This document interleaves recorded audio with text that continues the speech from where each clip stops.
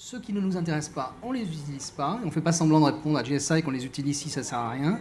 Donc on s'en sert comme un outil. Juste une réflexion, la professionnalisation, les normes d'intervention, les standards, c'est avant la crise. Les gens doivent être outillés avant. Ils ne vont pas découvrir dans un manuel sur le terrain en analytique ce qu'il faut faire. Et il n'y a pas de résumé pour expliquer ce que c'est la médecine d'urgence non plus. Donc c'est avant tout ça. Et ensuite, quand on est dans le bain, la personne qui a eu sa formation, qui est au courant des standards, au niveau des principes, quand il arrive sur le terrain, il fait ce qu'il peut. Et il faut qu'il ait les moyens, effectivement les moyens en termes de structure, d'accompagnement, pour réaliser au mieux et du mieux possible ce qu'il doit faire. Mais s'il n'atteint pas les standards théoriques, il ne doit pas être pénalisé pour autant. Le risque donc, du coup, se pose la question de qu'est-ce qu'on veut regarder. Est-ce qu'on veut regarder les capacités de l'organisation à mobiliser des ressources, des moyens, finalement l'obligation de moyens pour se déployer, ou est-ce qu'on veut aller vérifier le résultat? Si on n'est que sur le résultat, on aurait finalement le risque de se retrouver comme un certain pays, aux États-Unis par exemple, où les obstétriciens ont le plus grand mal à faire leur travail, parce qu'ils risquent d'être pénalisés, poursuivis en justice pour l'activité professionnelle qu'ils conduisent. Donc, si on applique ce raisonnement à l'intégralité du secteur, on pourrait se retrouver dans un système où finalement les ONG prennent le moins de risques possible sur le plan de la géographie de leur intervention, la complexité des interventions, le contexte humain dans lequel ils interviennent, juste pour garder le certificat et obtenir les financements institutionnels. Ça, c'est pas de l'aide humanitaire, là. Il faut travailler en bourse, ouvrir un restaurant, effectivement, et on est bien. Deuxième chose, alors ça ne veut pas dire qu'il ne faut pas, effectivement, des capacités, un travail sur la qualité en interne, etc. Et ça, c'est une responsabilité aussi. On disait que la responsabilité, c'est être responsable de ses actes et des moyens qu'on emploie pour faire des choses. Je reviens un petit peu en arrière sur les brebis galeuses, ceux qui font n'importe quoi, etc. À mon avis, ce n'est pas le certificat, parce que, en dehors des ONG nord-coréennes, dont on sait qu'elles peuplent le monde entier, les autres, en fait, elles viennent d'ici ou éventuellement un petit peu d'ailleurs. Donc il y a un problème de droit civil. Hein. Rien n'interdit à quelqu'un de fonder une association et d'essayer de prendre l'avion et d'y aller.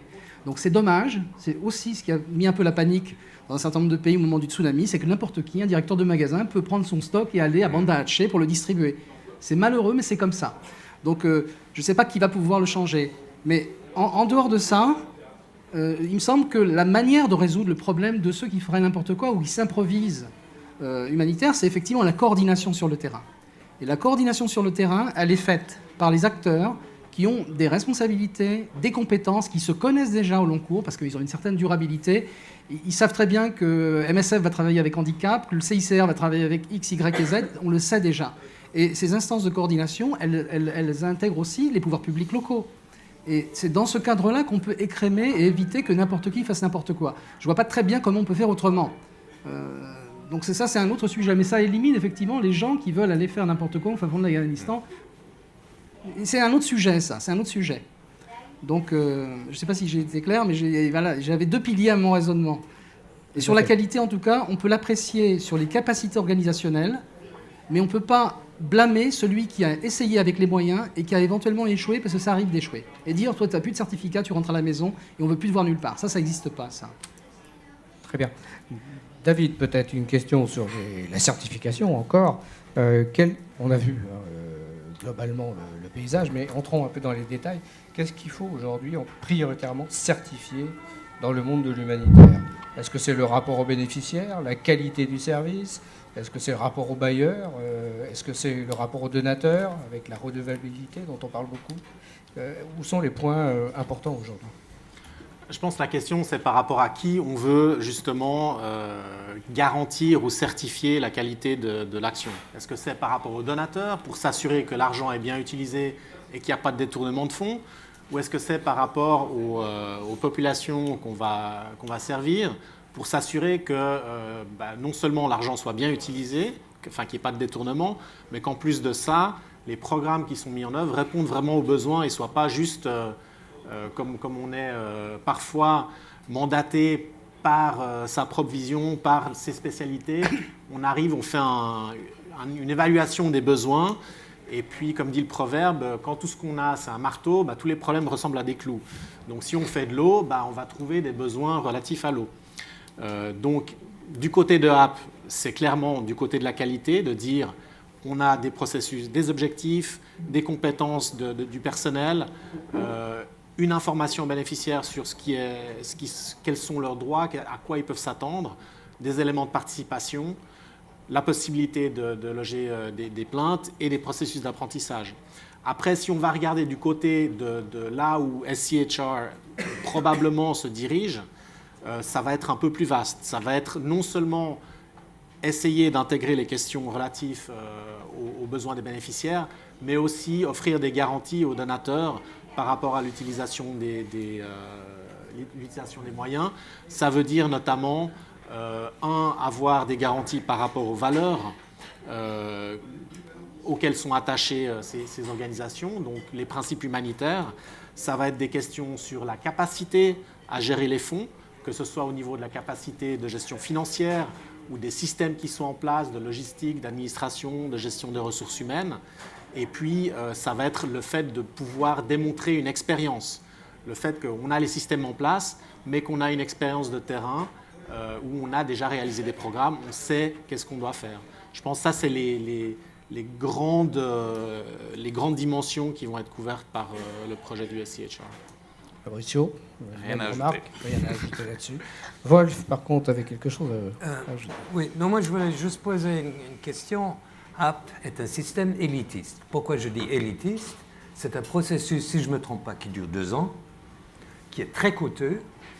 Et donc, je me pose la question, est-ce que beaucoup d'organisations humanitaires qui méritent ce nom, humanitaire d'urgence, qui se disent, au lieu de dépenser tout cet argent pour ce processus de certification, on va plutôt l'investir pour subvenir aux besoins de nos bénéficiaires.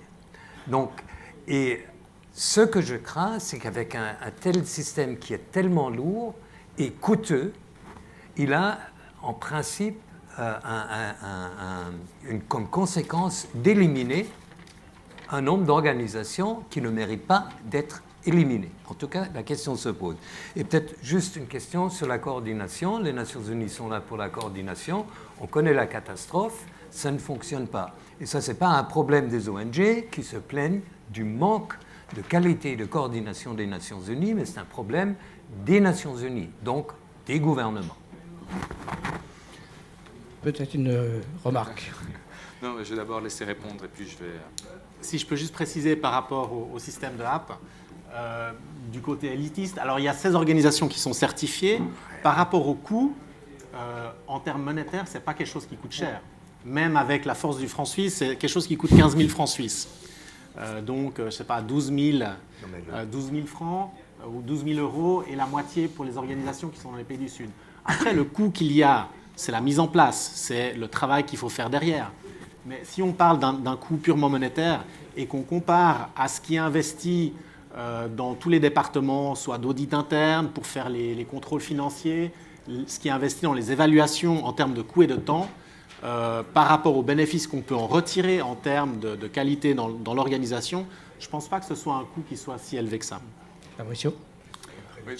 Donc là, on a principalement parlé des enjeux de la qualité de la certification. Maintenant, il y a aussi d'autres enjeux qui sont liés à la certification. Un premier enjeu, c'est que les donateurs institutionnels, les États, mettons de côté les donateurs privés, transfèrent de plus en plus la charge administrative de la gestion des donations vers les organisations humanitaires. C'est-à-dire que recevoir de l'argent a un coût administratif, un coût de gestion. Un système de certification qui ne va pas vers une forme de simplification, ou en tout cas alors comment on dit ça en français? Mainstreaming, de synergie, ne va pas fonctionner. Je veux dire, ça ne va pas fonctionner. Maintenant, on a déjà sondé, dans le cadre du projet de certification, des États ont été sondés pour savoir quelle était leur opinion, est-ce qu'ils seraient prêts à revoir leurs exigences administratives de contrôle. Disons que la réponse est mitigée. Oui, peut-être, mais pas sûr. Ensuite, il y a une autre dimension. Je crois que c'est un secret pour personne. Il y a une crise de confiance entre les États qui sont affectés par les désastres naturels et les conflits armés et les humanitaires. Je veux dire, les États ont de plus en plus de mal à nous voir débarquer chez eux, à la maison. C'est lié à des raisons, on va être généreux, principalement, on va dire, leur ambition de eux-mêmes fournir cette assistance humanitaire. Et puis on va être un peu moins généreux. Et probablement, il y en a certains qui n'apprécient pas certaines expressions de l'humanitaire, notamment quand il y a un agenda protection ou bien quand il y a un agenda, on va dire, de dénonciation très fort. Là, il y a un autre enjeu, il y a un autre, on va dire, deal probablement à faire. Et il y a déjà des processus de certification existants au niveau des désastres naturels qui sont dans le deal, qui disent aux États, nous nous engageons à respecter certaines qualités de notre action. En échange, nous demandons à l'État, qui nous certifiera, de nous donner un accès privilégié à son territoire. Ça veut dire quoi un accès privilégié? C'est les droits de douane allégés, c'est des visas, parce que l'humanitaire c'est ça. Hein. On a beau faire une image très romantique, au bout du compte c'est des trucs très concrets. Hein. Si un État ne veut pas qu'on travaille, il n'y a pas de visa simplement, il n'y a pas les facilités douanières. Donc il y a déjà un mécanisme, c'est la fédération, donc c'est un membre du mouvement, qui a ce concept, qui est un concept anglais, c'est le International Disaster Response Law. C'est un projet qu'ils ont qui est pas mal de succès dans le sud-est asiatique, où les États, justement, font ce deal avec les humanitaires. Donc, certification, il y a la dimension qualité, il y a la dimension, on va dire, administrative, à défaut de trouver un autre concept, par rapport aux États donateurs, et puis il y aurait cette troisième dimension qui serait certifiée préalablement pour avoir un accès facilité. Voilà d'autres dimensions à explorer. On va revenir avec vous là-dessus en confrontant à quelque chose que le CICR met en avant, c'est la neutralité, l'impartialité, etc. C'est-à-dire comment est-ce qu'on peut faire des deals d'un côté et en même temps être toujours sur les principes de base. Mais peut-être avant une question du côté des handicaps internationaux. Sur la question du coût. Voilà, c'est ça. C'est vrai que un coût peut éliminer certains petits organismes. Cela étant, je rejoindrai David. Globalement, les organismes qui ont une certaine durée de vie derrière elles et qui se sont organisés pour faire des choses on appelle ça comme on veut, on va dire un département monitoring évaluation, éventuellement management des connaissances, aussi l'audit interne, etc. Donc, et ça coûte de l'argent. Donc je dirais que ce n'est pas insurmontable. Ce n'est pas insurmontable pour une grande partie des organisations qu'on connaît, quoi. Donc et éventuellement, elles le font déjà. Il leur manquerait éventuellement de certificats. Donc j'aurais l'audace de penser que si on se présentait, on serait peut-être élu, voyez. Bon, donc, mais la question, c'est est-ce que ça va remplacer autre chose? Parce qu'on a parlé de la contrainte tout à l'heure. Aujourd'hui, il y a des contrôles qui sont exercés sous un mode, bon, en dehors des contrôles réglementaires, il y a les contrôles de type contractuel. C'est-à-dire qu'on est en contrat avec l'Union européenne, on va être audité par l'Union européenne, plutôt 2 fois qu'une, plutôt 100 fois qu'une pour notre cas. On est audité 110 fois par an. Donc vous regardez la moyenne mensuelle que ça fait. Donc ces contrôles-là sont importants. L'univers des ONG qui sont sur une économie où ils combinent effectivement les fonds privés et les fonds institutionnels vivent ça tous les jours. Et on sait que sur l'ensemble des audits, l'essentiel du contrôle, c'est la conformité administrative et financière, à plus de 60%. Et il y a même des audits, pratiquement à 15%, sur un sondage qu'on a fait, 15% qui ne s'intéressent même pas aux résultats, vous voyez.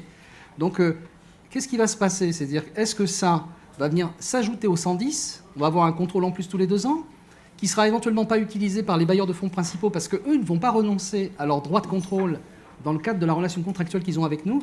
Donc la question c'est est-ce que ça nous aide, est-ce que ça simplifie les choses ou est-ce que ça nous ajoute un peu plus de bureaucratie? Donc la question là des équilibres, elle est primordiale. Donc c'est pas tellement le coût du certificat initial, c'est la problématique générale, la coordination, on avait dit sur le terrain, mais aussi entre bailleurs de fonds. Et même au sein même des agences qui donnent des fonds, qui auditent plusieurs fois les mêmes choses et qui envoient des consultants auditer certains segments de l'organisation à plusieurs reprises dans la même année, vous voyez.